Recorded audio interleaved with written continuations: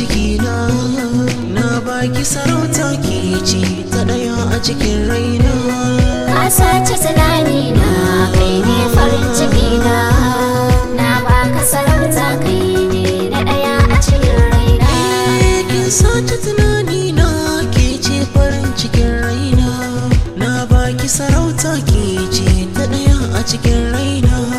Ƙaunar ki ruwan sha na sha ya sanya rayina, na san da kina so na ga alamu nan sun nuna. Ni kan soyayyar ki babu mai canja min ra'ayina, soyayyar ki jigo ce ita ce a cikin raina. Ka sace tunani na kai ne farin ciki na baka sarauta kai ne na daya a cikin raina.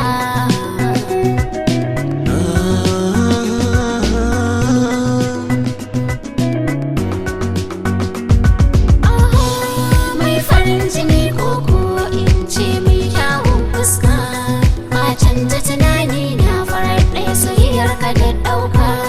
Ka rikita min tunani ba biyar da zan farka, na shaku da kai mai suna wallahi ina son ka.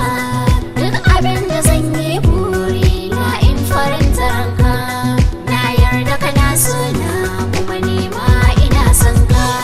Kin sace tunani na ke ce farin ciki na baki sarauta ke ce ta daya a cikin raina.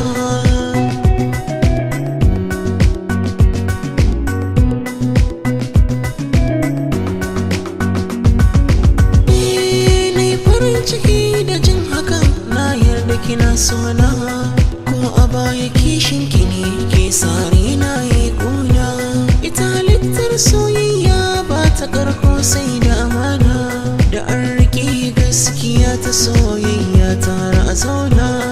In aka biye wasan zuciya ko babu amana, gaskiya ita ce tsani ta hawa a taka a zauna. Ka sace tunani na kai ne farin ciki na baka sarauta kai ne na daya a cikin raina.